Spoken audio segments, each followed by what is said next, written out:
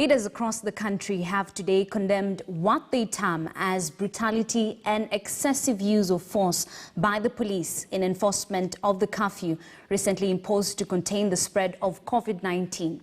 Led by Mombasa Governor Ali Hassan Joho, most leaders warned the acts by the police would prove counterproductive if enforcement of the curfew was not done humanely and necessary coronavirus health precautions taken to consideration. Murimi Mwangi reports. Sights and sounds along Digo Road, Mombasa, as Kenyans anxious to get home before 7 p.m. clashed with the police in this congestion leading to the Likoni ferry crossing channel.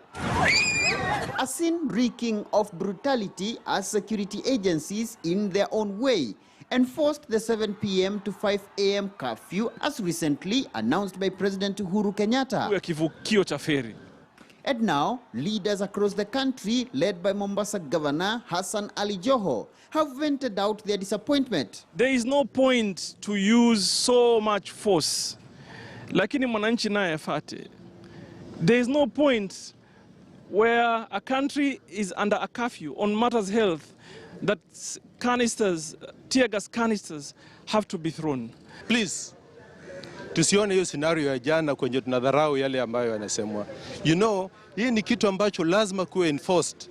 Lazima kuwe na enforcement. Tunasema kwamba ni vita tunapigana na adui asiyeonekana. It's unfortunate that police ended up using force and the pictures that we saw yesterday are a complete contradiction of the social distance phenomenon.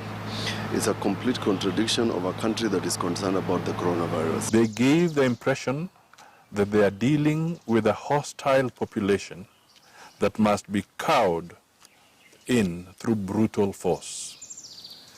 It is useful to remind the government that it is not at war with the citizens.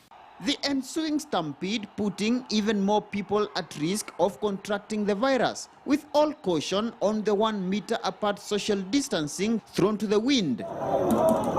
Yet the scenes of excessive use of force by the police were replicated elsewhere. The brutality seemingly even extended to Kenyans who appeared to cooperate with the police. We have to pick one war, and I would rather we fight corona. What we saw, the police pulling guys out of their vehicles and mercilessly beating them. These guys are going to end up in hospitals.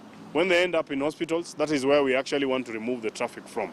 So we actually want to ask the government that what we saw yesterday, our police needs to be a bit more professional. Violence-happy policemen should not take advantage of the medical situation we are having in this country to apply excessive force on peace-loving Kenyans. If there is a curfew and the curfew time is on, if you find somebody outside the house, please, as a police officer, escort him to the house and let him be locked in the house. Don't beat him up. What is the essence of telling people to go home at night while outside here they are still mingling and, if possible, transmitting the virus? What is needed now and what has happened elsewhere, we need a total lockdown. Coastal Regional Commissioner Rashid Yakub had on Friday pushed the curfew commencement time in the region to 8:30 p.m. following this congestion at the ferry. An extension coastal politician Suleiman Shabal says should be considered even in the coming days due to the large number of commuters crossing between Kwale and Mombasa counties, with a mandatory provision of sanitizers and surgical masks to all those boarding the ferry. The curfew remains indefinite as the country continues battling the coronavirus pandemic. Murimi Mwangi, KTN News. As